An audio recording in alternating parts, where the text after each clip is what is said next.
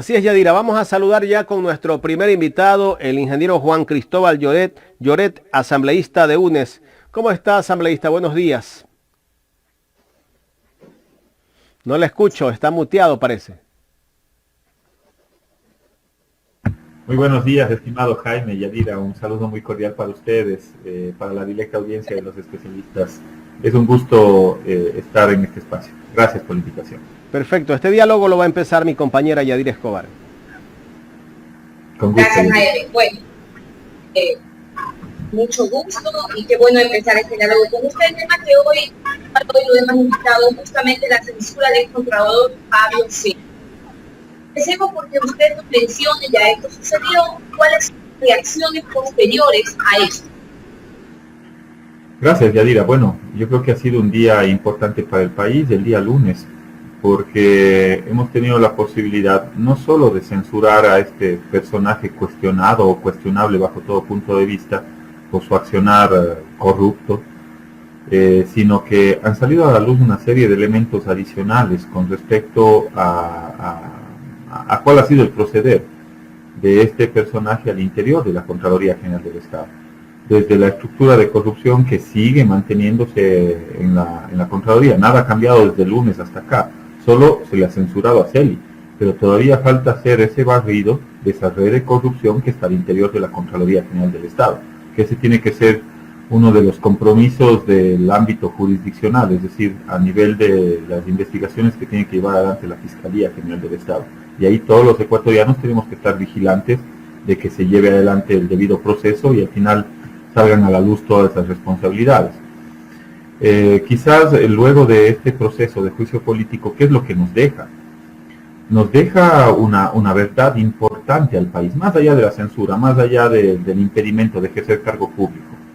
Lo que hace este proceso es un proceso moralizador que al final del día saca a la luz las trafacías de este personaje, pero sobre todo le dice al país con claridad que los verdaderos corruptos siempre han sido ellos. Los que nos decían y nos imputaban de una serie de supuesto cometimiento de una serie de infracciones y delitos, al final del día son los que hoy están asumiendo las consecuencias de sus actos, en muchos de ellos de actos dolosos que están siendo cuestionados en el ámbito jurisdiccional. Entonces yo creo que es un día importante porque sale a la luz la verdad de los hechos, la verdad como un derecho de la sociedad, como un derecho superior de los ciudadanos y de la sociedad entera, que creo que es un ejercicio importante para empezar a darle ese baño de transparencia y de verdad al país, al pueblo ecuatoriano. Bueno, como asambleísta interpelante, ¿cuál fue su posición de descargo? Y si las respuestas de Celi, la participación, fueron contundentes o satisfactorias, no solo para usted, sino para el resto de la asamblea y en general para todo el país. ¿Qué opina usted? Bueno, Celi llegó cargado de una serie de retóricas, con un histrionismo, tratando de desvirtuar, digamos, los elementos o los cargos que se le imputaron. Pero al final del día los 136 asambleístas que votaron esta resolución no se comieron el cuento, ¿no? O sea, era evidente que Celi tenía una serie de responsabilidades que no pudieron ser desvirtuadas, empezando desde su legalidad al frente de la Contraloría, pasando por el contrato que fue direccionado para el señor Daniel Salcedo Bonilla por $1.150.000, pasando por una grosera intromisión en la función electoral y en la última elección, que tampoco pudo ser desvirtuada. O sea, ¿cómo puede ser que él haya pretendido eliminar a 4 organizaciones políticas, destituir a 3 miembros del Consejo Nacional Electoral en pleno periodo electoral, en pleno proceso electoral? Ni siquiera periodo, en pleno proceso electoral. Entonces eso es vergonzoso para el país. Él se creía el todopoderoso, el que estaba sobre la Constitución, sobre el bien y el mal y sobre las diferentes funciones del Estado. No pudo desvirtuar tampoco su participación dentro del establecimiento de responsabilidades a Odebrecht, que a Odebrecht no le pasó absolutamente nada, pero sí a los funcionarios que fueron observados, glosados, y está bien que se lo haya glosado, pero a la empresa corrupta y corruptora no le pasó absolutamente nada. Tampoco pudo desvirtuar lo que se le imputó con respecto al delito de delincuencia organizada por el cual está siendo investigado. Es más, ahí ya está su sobrino, está sentenciado en Estados Unidos. Su hermano se acogió a un proceso más corto en la fiscalía, aceptando los delitos que se le imputan. Entonces, de alguna u otra forma quedó evidenciado que el verdadero corrupto siempre fue él y no pudo desvirtuar ninguno de los cargos sobre los cuales fue llamado a juicio político. Por eso se le censuró, por incumplimiento en sus funciones, derivado de los 6 cargos que nosotros le imputamos durante todo el proceso de juicio político. Después del juicio político a Pablo Celi, ¿cuál sería la situación desde su punto de vista de la Contraloría? Porque la Contraloría de hoy, ¿qué garantías puede ofrecer en procesos de investigación, ya sea si hablamos de Pablo Celi como Contralor subrogante, y ya sabemos pues que su origen es cuestionado, así como de cualquier otro caso? ¿Qué piensa usted? Gracias, Yadir, esa es una muy buena inquietud. Miren, si bien es cierto, el día lunes se dio un paso importante, mas sin embargo, la situación de la Contraloría no ha cambiado mayormente. Celi sigue manejando la Contraloría desde la cárcel, al final del día. No se olvide que Poli le puso a Celi supuestamente le ha dejado a un ciudadano que está ahí, que dice estar al frente de la Contraloría, el señor Río Frío, pero nada ha cambiado, el esquema de corrupción sigue intacto. ¿Qué es lo que se viene por delante? Porque esa es una pregunta que puede generar un interés, sobre todo en la ciudadanía. La censura de Celi es un paso fundamental, importante, de cara a la verdad hacia el pueblo ecuatoriano. Pero ya en los temas eminentemente administrativos nada han cambiado. Y esa es una responsabilidad que tiene en este momento precisamente el ámbito jurisdiccional, la Fiscalía General del Estado, que tiene que llevar adelante una serie de investigaciones con todos los elementos que recabó precisamente la Comisión de Fiscalización y la Asamblea Nacional. ¿Para qué? Para que esa red que sigue operando en la Contraloría General del Estado sea depurada. Porque ahí hay una serie de personajes que estuvieron precisamente inmersos en ese desvanecimiento de glosas al interior de la Contraloría General del Estado. Primer elemento. Segundo elemento, se está llevando adelante por parte del Consejo de Participación Ciudadana y Control Social el proceso de selección para la definición del nuevo controlador o contralora. Ahí hay una corresponsabilidad ciudadana enorme, enorme. Los ciudadanos son los que al final del día van a elegir al nuevo contralor o contralora. Y ahí hay que poner todas las lupas de la sociedad en ese proceso, que tiene que ser totalmente transparente, y ojalá podamos tener un nuevo contralor o contralora probo con capacidad para poder enfrentar un reto enorme, que significa la refundación de la Contraloría General del Estado. Les pongo un ejemplo similar. No sé si usted se acuerda, Yadira, cuando había la unidad de rentas internas, creo que se llamaba del Ministerio de Finanzas. Una unidad que era cuestionada por vicios de corrupción, igual que la Contraloría General del Estado, que al final del día no lograba recaudar ni siquiera los impuestos o los tributos que necesitaba el país. Eso se cambió, se transformó, se renovó, se refundó, y se fundó precisamente el Servicio de Rentas Internas, que luego incluso en el gobierno de la Revolución Ciudadana fue fortalecido, y yo creo que ese es un buen ejemplo de lo que hay que seguir en el país. Más allá de algunos errores que se pudieron haber cometido en ese ámbito, pero yo creo que ese es un buen ejemplo. ¿En qué sentido? En el sentido de refundar una institución que a todas luces era cuestionada en un momento determinado. Hoy tenemos una institución nueva, una institución renovada, con personal renovado, e inclusive que ha puesto, digamos, en un escenario de manejo administrativo eficiente, digamos. Yo creo que hay que hacer algo similar en la Contraloría General del Estado, y ese es un reto de la nueva autoridad de control, y también desde la propia Asamblea tenemos nuestra corresponsabilidad. ¿Cuál es la corresponsabilidad? Fortalecer el marco normativo. Si es necesario reformar la ley orgánica de la Contraloría, hay que hacerlo. Yo no descarto la posibilidad de otorgarle competencias concurrentes a la Contraloría General del Estado, es decir, que pueda realizar los exámenes mientras se llevan adelante los procesos, el acompañamiento, antes de que se dilapiden los recursos del Estado. Ellos hacen un control ex post. ¿Por qué no hacerlo mientras se están llevando adelante los procesos de contratación? Bueno, ahora hay algo que me llama mucho la atención en realidad en esta censura al excontralor Pablo Celi, que fue el argumento que se utilizó, pues el incumplimiento de funciones durante el ejercicio de su cargo frente justamente a la Contraloría. Y es que fueron 136 votos los que dio paso a esta censura, es decir, la totalidad de los asambleístas. Y creo yo, no sé si estoy equivocada, tal vez que esto no ha sucedido antes, o por lo menos en los últimos años. Y yo le pregunto a usted, ¿qué tipo de mensaje cree que deja esta censura masiva? Y usted también, pues, déme su opinión como interpelante hacia la ciudadanía. Gracias, Yadira. Faltó un solo voto. Faltó el voto de la presidenta de la Asamblea Nacional, que no es menor. Ella tendrá que, y entiendo que ya ha dado explicaciones de por qué no votó. Entiendo que estaba en alguna otra reunión. Pero ¿cuál es el mensaje al final del día? Este es un mensaje importante, es un mensaje moralizador en el sentido de censurar a este tipo de personajes que están inmersos precisamente en el cometimiento de una serie de delitos. Y al final del día lo que prevalece, el mensaje claro, es un mensaje de verdad al pueblo ecuatoriano. 4 años nos pasaron diciendo de todo. Este es el tercer intento de juicio político. Nosotros hemos tenido que esperar 4 años denunciándolo permanentemente a Celi. Nadie quiso en su momento determinado ni siquiera dar una firma para poder llevar a juicio político a Celi. Cuando cayó preso su sobrino, la compañera Marcela Guiñaga presentó un proceso de juicio político. No quisieron ni siquiera poner las firmas. Esas mismas bancadas que el día lunes le censuraron a Celi, lo podíamos haber hecho 2 años antes y evitarle al país precisamente una tragedia como la que está viviendo la Contraloría General del Estado.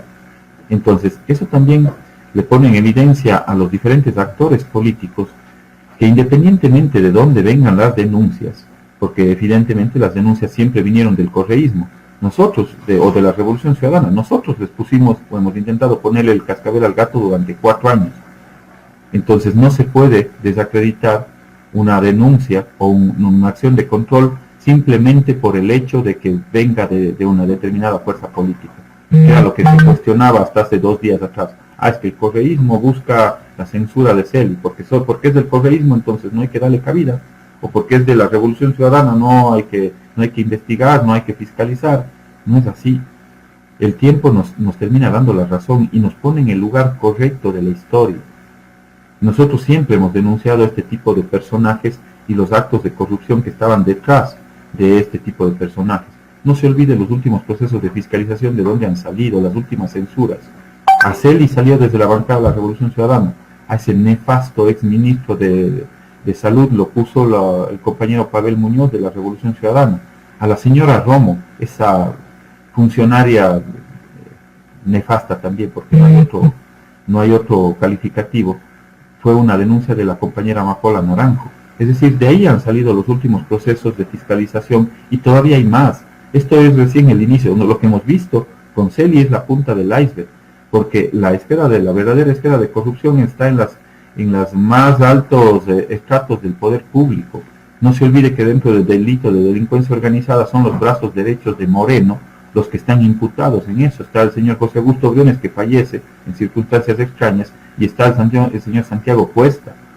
Y en este proceso de fiscalización también salen otros nombres, como el señor Michelena, cuando se le desvanece la glosa precisamente de 113 millones de dólares a Claro, o a la propia señora Romo, que dijo que no tenía el sobrino de Celi custodia policial, cuando el sobrino de Celi es acompañado por un policía que no fue a la comisión de fiscalización, porque ahí lo solaparon desde el alto mando policial para que no vaya a la comisión de fiscalización, porque él tenía que decirle la verdad al pueblo ecuatoriano y tenía que decirle que Romo precisamente le mintió al país cuando dijo que el sobrino de Celi no tenía escolta policial.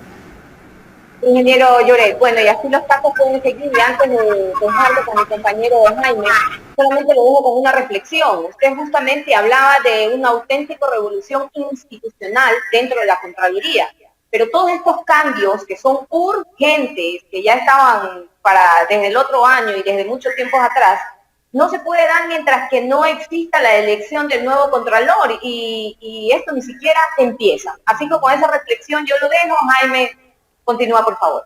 Gracias. Gracias, Yadira. Ingeniero, bueno, en este momento tenemos a un Contralor que está actuando y que fue puesto por Pablo Celi, quien legaliza ese nombramiento del señor Riofrío? Es la pregunta. ¿Y por qué el señor Riofrío sigue como contralor? Pepa. ¿Me escucha? No sé si me escuchó la pregunta. Creo que se fue el audio. No sé si se fue el audio. ¿Usted me escucha, asambleísta? Bueno, parece ser que algún problema tiene con el audio. No sé si hay algún inconveniente con... parece ser que es desde donde está el ingeniero Juan Cristóbal Lloret. Si está escuchándome, le ruego que me confirme, ingeniero Lloret. Jorge Icar, por favor, estamos en diálogo con el ingeniero Juan Cristóbal Lloret. Lamentablemente nuestro control se movió y no tengo otra opción de que seguir hablando. Les recuerdo que este programa es retransmitido por la gran alianza informativa digital conformada por Quiero TV, Ecuador, San Borondón TV, Online, Fede Joya TV, Fuerza Deportiva Extreme y Radio Jama Visión frecuencia 88.1 FM de la provincia de Manabí. Jorge, por favor, tuvimos algún inconveniente con nuestro invitado. Vamos a ver si podemos contactarlo nuevamente. Se fue la señal o primero se fue el audio. Intente conectarnos nuevamente para ver si continuamos. Bueno, estaba en la pregunta sobre el señor Riofrío. ¿Quién reconoce ese nombramiento? Él sigue actuando como contralor, el señor Riofrío, que fue puesto por Celi. ¿Por qué se aceptó el nombramiento de este señor Celi? ¿Quién lo reconoce, asambleísta? Gracias, Jaime. Esa es una muy buena inquietud. ¿Por qué? Porque de cara a la legalidad de los actos administrativos, yo sí tengo un cuestionamiento con respecto a este señor Riofrío, que hoy dice que es el contralor general subrogante de subrogante, cosa que no existe. Pero yo sí cuestiono la legalidad de ese acto administrativo. ¿Por qué? Porque cuando se realiza precisamente la firma de esa acción de personal, quien realiza esa acción de personal estaba detenido, estaba con una medida cautelar. Y cuando hay una medida cautelar, precisamente previene que se sigan cometiendo, digamos, delitos, o lo que busca es prevenir que este funcionario siga cometiendo, digamos, una serie de infracciones. Entonces, no se puede generar legalidad de un acto que deviene de una persona que está privada de la libertad. Cuando va la señora Valentina Zárate a la comisión, porque desde ahí empiezan los actos cuestionables, cuando va la señora Valentina Zárate, que estaba al frente de la Contraloría, yo le pregunto: ¿y usted de dónde sacó su acción personal? ¿O de dónde, cómo asiste aquí? Ella me dice: yo le visité al señor Pablo Celi en la cárcel 2 veces. La primera para que me firme la acción de personal y la segunda para presentarle mi renuncia. O sea, ¿qué validez moral, más allá de la validez administrativa, que también es cuestionable, o la legalidad, qué validez tiene un acto de una persona que está siendo detenida, o que está siendo procesada, o que tiene una medida cautelar que está desde la cárcel? Es más, hay un caso similar. Tienen ustedes al defensor del pueblo, que también está afrontando un proceso penal. Correcto. Entonces, ¿cómo es que se juzga con un rasero a un personaje y con otro rasero a otro? El acto administrativo de Celi sí es válido, pero el acto administrativo de Freddy Carrión, ese no es válido. Entonces, ¿de qué estamos hablando? Eso no le da seguridad jurídica al país. Eso es vergonzoso para la patria entera. O sea, eso no se puede permitir en el Ecuador. Asambleísta, Pablo Celi los acusa al Partido Social Cristiano y a UNES, que están detrás de él, que dice que no perdonan todo lo que él hizo durante el tiempo de la Contraloría y las glosas que sacó primero a muchos asambleístas de UNES. Claro que no le perdonamos toda la red de corrupción que él generó en la Contraloría General del Estado, pues. O sea, eso es inverosímil que tengamos ahora un personaje que, siendo acusado, termina siendo el acusador, cuando a todas luces sabemos cómo se ha manejado la Contraloría de manera discrecional durante todos estos años. Eso resulta inverosímil. Pero bueno, más allá de lo que él pudo haber dicho dentro de su comparecencia, ese era su legítimo derecho a la defensa, él recurre a una vieja herramienta, ¿no? Cuando se le acaban los argumentos, empieza el ataque como su mejor herramienta de defensa. pero al final del día no caló, digamos, esa posibilidad que él tuvo de poder sacar o tratar de distraer la atención hacia otros sectores. Lo que yo sí esperaba, debo decirle, es que nos cuente de su proceder, de su accionar con respecto a quienes le sostuvieron en el poder. Porque él era muy funcional. ¿Por qué se queda Celi al frente de la Contraloría? Porque era muy funcional al poder de turno en su momento. Es decir, era muy funcional al gobierno de Moreno, era quienes lo sostuvieron en un momento determinado, era el propio presidente de la Asamblea Nacional, el señor José Serrano. Por eso se queda él al frente de la Contraloría General del Estado. Claro, el gobierno de Moreno pues prácticamente es el que lo reconoce como contralor, pero el gobierno no tenía que ver en el reconocimiento de un contralor. Y después el Consejo de Participación Ciudadana le da prácticamente como que lo nombra contralor. Le pregunto yo a usted, ¿de dónde sale Celi? ¿Celi era una persona de carrera de Contraloría? ¿Cómo llega Celi a ser Contralor General del Estado, subrogante? Gracias, Jaime. Efectivamente, a ver, el proceder de Celi evidentemente fue un proceder oscuro que respondía a intereses políticos, mientras le servía a Moreno, mientras le servía para que persiga a los correístas, le sostuvieron en su puesto, en su cargo. Luego, cuando ya no le sirvió, lo botaron y lo patearon, como está ahora preso y afrontando los delitos que tiene que afrontar efectivamente. Entonces, él fue un instrumento de persecución. Yo me quedo grabado una frase que lo dijo una de las comparecientes en la comisión. Dijo, la Contraloría de Celi te generaba el problema para luego venderte la solución. Así operó la Contraloría General del Estado, de manera discrecional, maniquea, como un instrumento de persecución política en muchos de los casos. ¿Cómo llega Celi a la Contraloría? Esa pregunta yo le hice a Carlos Poli cuando estuvo en la comisión. Le digo, bueno, ¿y usted de dónde le conoce a Celi? ¿Por qué Celi se quedó al frente de la Contraloría? ¿Por qué le puso usted en un momento determinado como su contralor? Y Celi nos responde, y Poli nos responde, y me dice que se conocieron en el gobierno de Lucio Gutiérrez, que trabajaron juntos en el gobierno de Lucio Gutiérrez. Y luego Celi, incluso Poli se quedó en el gobierno de Alfredo Palacio como contralor, estuvo en el gobierno de la Revolución Ciudadana también como contralor, y entre Celi y Poli desde ahí se fue formando, digamos, una amistad que al final esa amistad le terminó vendiendo, digamos, o apuñalando al propio Poli, el propio Celi. Entonces, digamos, esa es una amistad de larga data y que ha pasado por diferentes gobiernos. Más bien el esquema de corrupción que se detectó en la Contraloría General del Estado parte desde el esquema de Odebrecht, que también fue uno de los causales que yo mismo puse en el juicio político a Celi, porque Celi es el que firma los exámenes estableciendo responsabilidades en contra de funcionarios, pero a la empresa corrupta y corruptora no le pasó absolutamente nada. Y evidentemente sí, eso fue en el gobierno de la Revolución Ciudadana, pero yo mismo lo puse, yo mismo lo denuncié. Entonces aquí no nos pueden venir a decir algunos otros actores políticos que ellos son los adalís de la lucha contra la corrupción.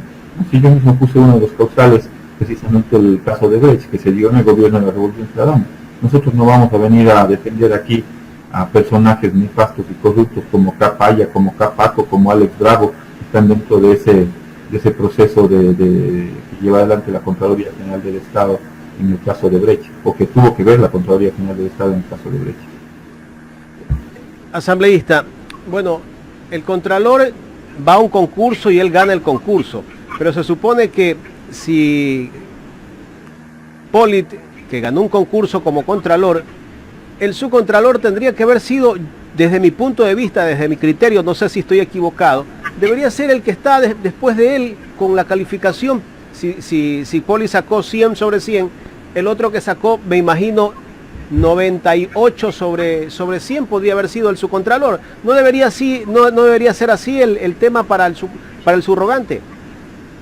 Eso debería operar, estimado Jaime, en la medida en la que hubiésemos tenido, digamos, no hubiese pasado el grave momento de transitocracia que vive el país. Porque no se olvide que a partir de ese grave momento de transitocracia, todas las autoridades de las diferentes funciones del Estado fueron evaluadas. Y luego de ser evaluadas, llevaron adelante un concurso que les pusieron a un procurador que parece abogado de las transnacionales, que les pusieron a la corte de lujo, que dice que el CIADI no tiene que pasar por la asamblea, que le puso al señor Celi, que lo ratificó al señor Celi. Entonces ahí le santifican a Celi, y como no hubo concurso, porque no hubo evaluación de Celi, no hay cómo hacer ese cambio, pues. Porque resulta que si Celi ya fue evaluado y fue ratificado por el Consejo Transitorio, que sí efectivamente tenía la posibilidad de poder hacer una evaluación de todas las autoridades, digamos, ese grave momento de transitocracia nos ha llevado al final del día a un debilitamiento y a una grave fractura institucional. Entonces, precisamente por eso es que estamos en esta delicada situación con un ciudadano que dice ser ahora contralor, puesto por el propio Celi, desde la propia cárcel, cosas que no se pueden entender en un país, como la autoridad de control, el juez de cuentas del Estado, puede ser designado desde el personaje que lo antecedió, que está siendo imputado, y desde la cárcel. Entonces, ese es el grave momento en el cual estamos viviendo el país, fruto de la transitocracia, fruto del truquillato. Por eso estamos aquí. Le engañaron al pueblo ecuatoriano con la consulta mañosa, con esa consulta del 7 veces sí. Por eso estamos viviendo el delicado momento, la delicada fractura institucional que hoy vive la patria. Un Consejo Nacional Electoral cuestionado. Tiene usted una corte de lujo, así dijeron que era la corte de lujo, que tiene una serie de interpretaciones que a mi modo de entender, yo soy respetuoso de los otros poderes del Estado, pero no son las correctas. Tiene una fiscal que sacó un examen de 10 sobre 20, tiene un contralor que está preso, tiene al defensor del pueblo que está defendiéndose en un proceso penal. Entonces, ¿de qué es todo esto? El truquillato, el grave momento de transitocracia, que algunos aplaudían, y mientras los únicos que nos opusimos fuimos la Revolución Ciudadana, al final del día, estimado Jaime, el tiempo nos da la razón. El tiempo nos da la razón en todos los ámbitos. Los verdaderos corruptos siempre fueron ellos. Esa consulta siempre fue mañosa, y lo único que hizo es deteriorar las condiciones de institucionalidad del país. Correcto. Mi última pregunta, asambleísta. Celi, el día de la censura, fue una persona temeraria, arrogante, amenazante. Llegó a amenazar a los asambleístas que pedían su censura. Al parecer, Celi todavía tiene poder, o como que todavía alguien lo protege a Celi. O sea, esa es la lectura que pude darle el día de que él tomó la palabra y comenzó a hablar.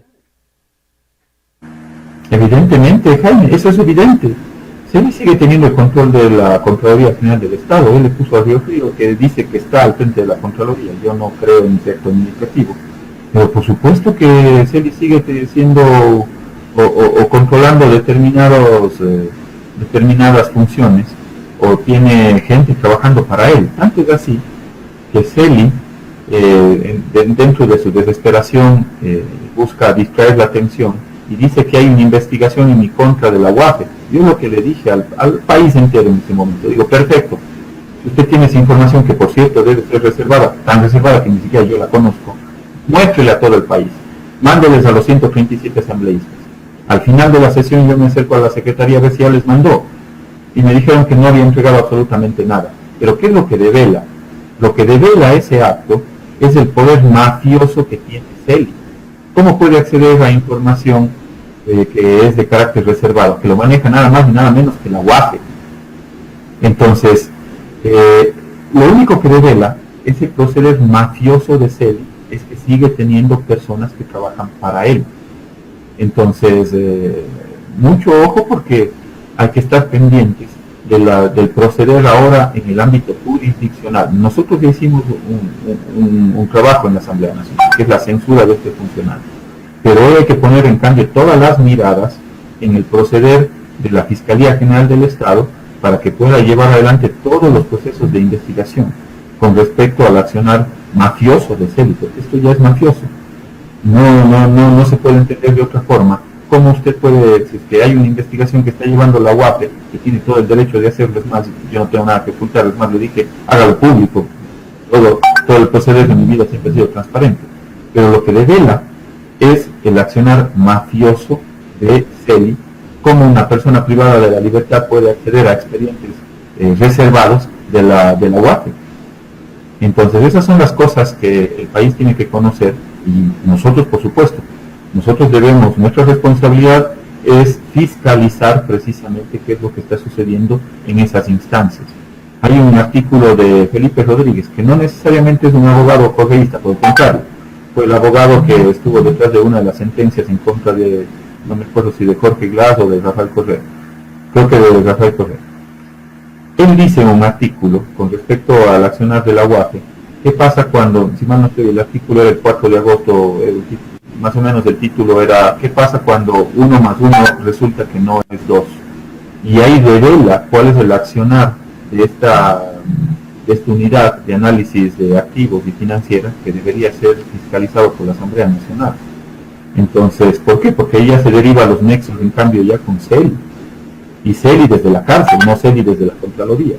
Entonces son algunos de los elementos que salen a la luz y por eso se desprende, por eso es importante un juicio político, porque se desprenden otros elementos adicionales que tienen que ir al ámbito jurisdiccional o al ámbito también de la fiscalización y el control político. Yo no puedo desconocer nuestra responsabilidad que tenemos de develarle al país precisamente todo lo que va saliendo de este juicio político. Y es más, prepararnos para el siguiente juicio político. El siguiente juicio político tiene que ser del exministro de Economía y Finanzas, Richard Martínez, juicio político que yo mismo lo presenté hace más de 1 año y medio, que duerme el sueño de los justos por parte del Litardo y por parte de la presidenta de la Asamblea Nacional, que ya va 3 meses sin remitirle a la Comisión de Fiscalización. Asambleísta, quiero agradecerle por haber aceptado este diálogo aquí en Ecuador en Directo. No, a ustedes más bien, les agradezco, Yadira, Jaime, por el espacio y por la posibilidad que hemos tenido de conversar sobre algunos tópicos que pueden ser de interés de la ciudadanía. A la audiencia, nuestro saludo muy cordial, gracias por la paciencia de escucharnos. Buenos días. Muchas gracias al asambleísta Juan Cristóbal Lloret, asambleísta de UNES. Hemos hablado sobre la censura al ex contralor Pablo Celi.